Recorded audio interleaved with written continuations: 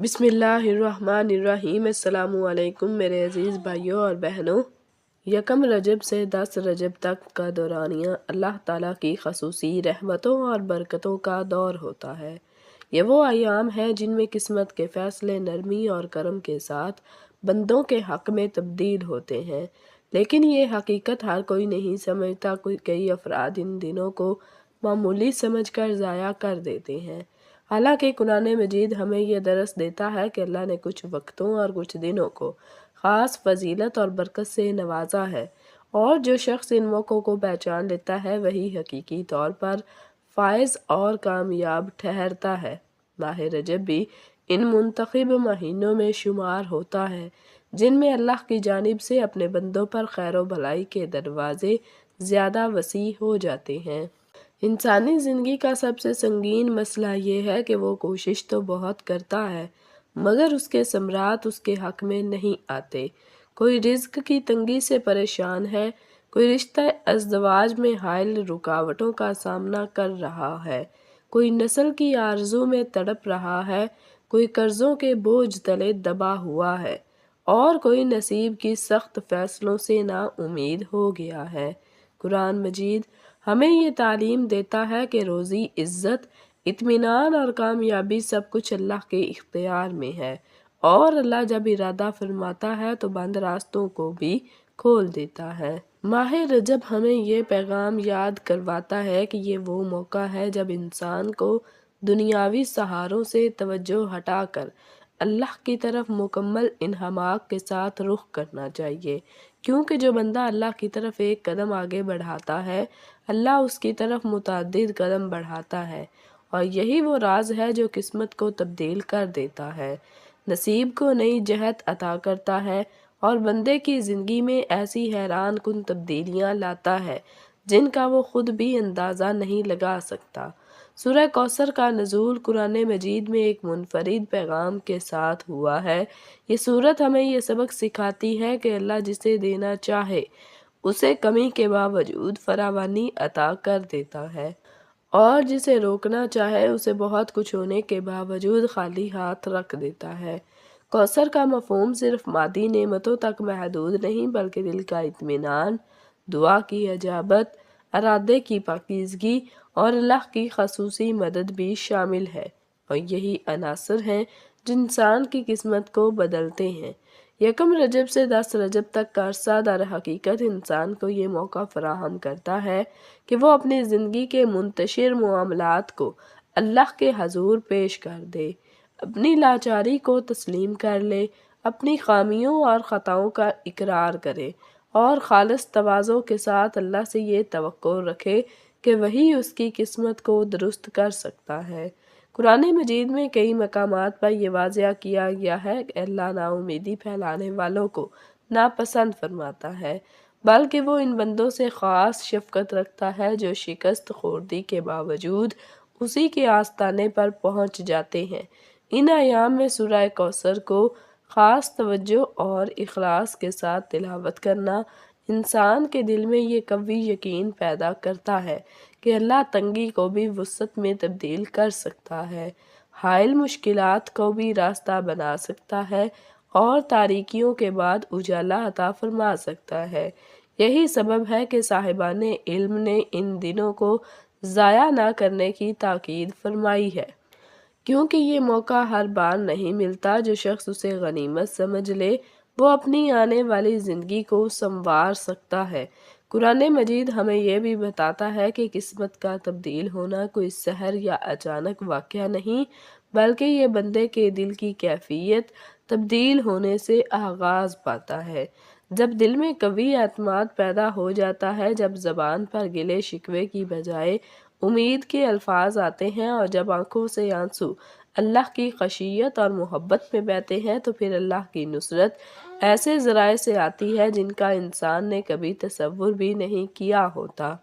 یہی وجہ ہے کہ رجب کے یہ ابتدائی ایام صرف کیلنڈر کے دن نہیں بلکہ ایک امتحان بھی ہیں کہ کون بندہ انہیں عام سمجھ کر گواتا ہے اور کون انہیں اپنی زندگی کا فیصلہ کن مرحلہ بنا لیتا ہے، کیونکہ اللہ کے ہاں اخلاص کی قدر بہت بلند ہے، اور جو بندہ خلوص دل سے اللہ کی طرف پلٹتا ہے، اللہ اس کی قسمت کو بھی نئی شکل دے دیتا ہے۔ یہ پہلا حصہ انسان کے دل میں یہ شعور جگانے کے لیے ہے کہ رجب کے ایام معمولی نہیں ہیں۔ سورہ کوثر محض کلمات نہیں بلکہ ایک عظیم پیغام ہے، اور قسمت محض ایک لکیر نہیں بلکہ اللہ کے ارادے سے تبدیل ہونے والا حکم ہے۔ جو شخص اس حقیقت کو درک کر لیتا ہے، وہی حقیقی فلاح کی جانب قدم بڑھاتا ہے۔ انسان اکثر یہ گمان کرتا ہے کہ اس کی قسمت پہلے ہی مقرر ہو چکی ہے اور اب اس میں کوئی تغیر ناممکن ہے، مگر قرآن مجید اس خیال کو غلط قرار دیتا ہے۔ قرآن ہمیں یہ احساس عطا کرتا ہے کہ اللہ کی رحمت انسان کے اندازے سے کہیں زیادہ کشادہ ہے، اور جو شخص اللہ کی طرف توجہ کرتا ہے اس کے لیے ایسے راستے کھلتے ہیں جو اس کی تخیل سے بھی بالاتر ہوتے ہیں۔ رجب کے ایام اسی توجہ کا پیغام لے کر آتے ہیں۔ جب یکم رجب کا آغاز ہوتا ہے تو دراصل یہ انسان کو موقع دیتا ہے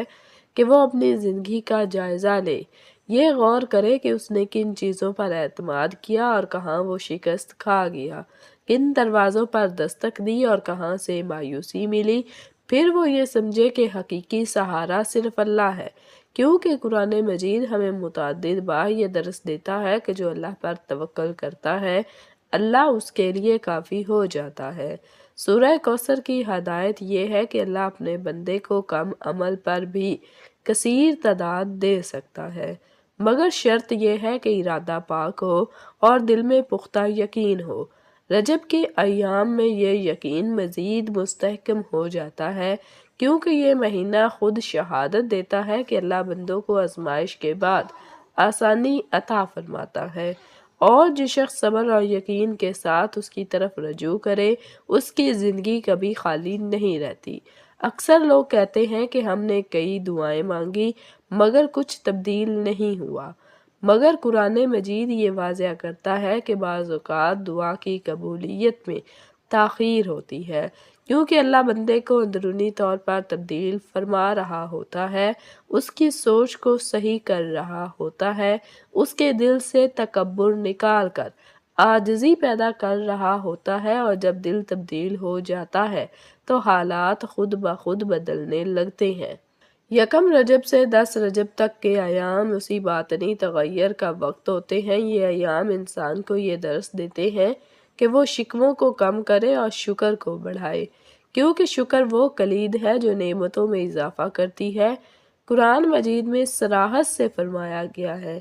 کہ جو شکر کرتا ہے اللہ اسے مزید عطا فرماتا ہے، اور یہی اصول قسمت کے تبدیل ہونے میں مرکزی کردار ادا کرتا ہے۔ سورہ کوثر انسان کو یہ بھی بتاتی ہے کہ اللہ جسے چاہے شان عطا کر دیتا ہے، چاہے وہ دنیا کی نگاہ میں کمزور ہی کیوں نہ ہو۔ کئی لوگ دولت، مقام اور روابط پر فخر کرتے ہیں، مگر قرآن ہمیں یہ درس دیتا ہے کہ اصل فلاح اللہ کی رضا میں ہے، اور جسے اللہ اپنی رضا دے دے اس کے لیے دنیاوی کمی کا کوئی وزن نہیں رہتا۔ جبکہ ان ایام میں جب انسان سورہ کوثر کو توجہ اور خشوع کے ساتھ پڑھتا ہے تو اس کے دل میں یہ قوی احساس پیدا ہوتا ہے کہ میرا پروردگار مجھے نظر انداز نہیں کر رہا، بلکہ وہ میرے اعمال کو بہتر بنانے کے لیے مجھے اپنی طرف دعوت دے رہا ہے۔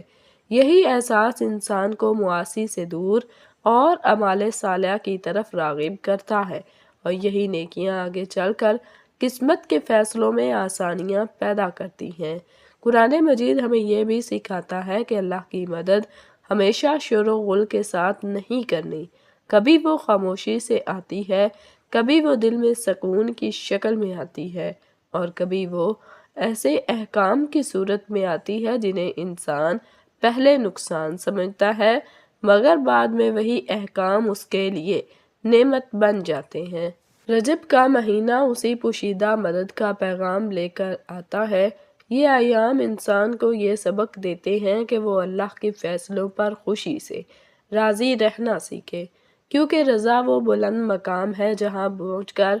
بندے کے لیے آزمائش بھی عبادت کا درجہ پا جاتی ہے، اور جب آزمائش عبادت بن جائے تو اللہ اس بندے کو تنہا نہیں چھوڑتا، بلکہ اس کی اس قسمت میں ایسی فراغیاں لکھ دیتا ہے جو اس کی زندگی کا رخ تبدیل کر دیتی ہیں۔ یہ دوسرا حصہ انسان کے دل میں یہ بات ثابت کرنے کے لیے ہے کہ رجب کے ایام محض ایک روٹین نہیں بلکہ ایک نادر موقع ہے۔ سورہ کوثر محض ایک سورت نہیں بلکہ ایک عظیم امید ہے، اور قسمت محض ایک خاکہ نہیں بلکہ اللہ کے حکم سے تبدیل ہونے والا نظام ہے۔ جو شخص اس حقیقت کو سمجھ لیتا ہے وہ نا امیدی سے نکل کر یقین کی راہ پر چل پڑتا ہے۔ جب یکم رجب سے لے کر 10 رجب تک کے ایام ختم ہو جاتے ہیں تو حقیقی فائدہ یہ نہیں ہوتا کہ انسان نے کتنی مرتبہ تلاوت کی، بلکہ حقیقی فائدہ یہ ہوتا ہے کہ اس کے دل میں کیا تغیر آیا۔ قرآن مجید ہمیں یہی درس دیتا ہے کہ اللہ عمل کے ساتھ دل کی حالت کو بھی ملاحظہ فرماتا ہے، کیونکہ جو عمل دل کی گہرائی سے کیا جائے وہی انسان کی زندگی پر اثر انداز ہوتا ہے۔ سورہ کوثر کا پیغام یہ نہیں کہ انسان دنیا سے کنارہ کش ہو جائے، بلکہ یہ ہے کہ دنیا میں رہتے ہوئے اللہ سے مضبوط تعلق جوڑ لے۔ جب بندہ اس یقین کے ساتھ ان ایام کو گزارتا ہے کہ میرا رب مجھے دیکھ رہا ہے، سن رہا ہے اور میری حالت سے واقف ہے تو اس کے اندر ایک گہرا اطمینان پیدا ہوتا ہے جو حالات کی شدت کو کم کر دیتا ہے، اور یہی اطمینان آگے چل کر عظیم تبدیلیوں کا باعث بنتا ہے۔ قرآن مجید متعدد بار یہ واضح کرتا ہے کہ اللہ کسی گروہ کی حالت نہیں بدلتا جب تک وہ خود اپنی حالت بدلنے کا عزم نہ کر لے۔ رجب کے یہ ایام اسی عزم کو پختہ کرنے کے لیے آتے ہیں۔ جب انسان یہ فیصلہ کر لیتا ہے کہ اب میں نا امیدی کی بجائے یقین کو اپناؤں گا، گلے شکووں کی بجائے شکر کو اختیار کروں گا اور بے صبری کی بجائے صبر کو شعار بناؤں گا، تو قسمت کے راستے آہستہ آہستہ کھلنے لگتے ہیں۔ سورہ کوثر انسان کو یہ بھی تعلیم دیتی ہے کہ اللہ کی بخشش کا پیمانہ دنیا کی نگاہ نہیں بلکہ اس کی حکمت ہے۔ کبھی وہ کم دے کر زیادہ نفع پہنچا دیتا ہے اور کبھی زیادہ دے کر آزمائش میں مبتلا کر دیتا ہے۔ اس لیے جو شخص ان ایام میں یہ سورت پڑھتے ہوئے اپنی فکر کو درست کر لیتا ہے وہ نقصان میں بھی خیر دیکھنا سیکھ لیتا ہے، اور یہی فکر اسے ناکامی سے فلاح کی طرف لے جاتی ہے۔ رجب تک کا یہ عمل در حقیقت انسان کو یہ درس دیتا ہے کہ اللہ کے دروازے کبھی بند نہیں ہوتے، بند صرف انسان کی سوچ ہوتی ہے۔ جب سوچ تبدیل ہوتی ہے تو راستے خود بخود وسیع ہونے لگتے ہیں۔ قرآن مجید ہمیں یہ اعتماد دلاتا ہے کہ جو اللہ کی طرف ایک قدم بڑھاتا ہے اللہ کی طرف متعدد قدم بڑھاتا ہے، اور یہی قانون انسان کے ہر شعبے پر منطبق ہوتا ہے۔ اختتام پر یہ بات سمجھنا ضروری ہے کہ سورہ کوثر کو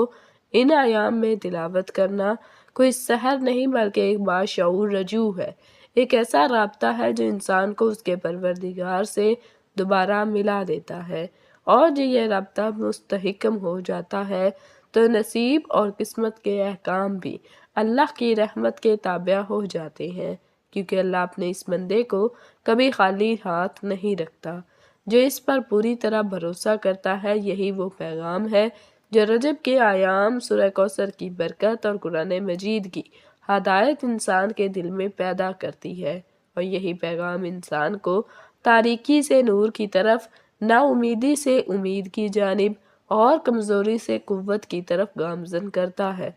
ناظرین، کمنٹ باکس میں اللہ تعالیٰ کے 99 ناموں میں سے کوئی ایک نام ضرور ٹائپ کریں۔ ویڈیو اچھی لگی تو ویڈیو کو لائک کریں، شیئر کریں، چینل کو سبسکرائب کریں۔ اگلی ویڈیو تک کے لیے اجازت دیجیے۔ اللہ آپ سب کا حامی و ناصر ہو، آمین۔ جزاکم اللہ خیرا کثیرا۔ السلام علیکم ورحمۃ اللہ وبرکاتہ۔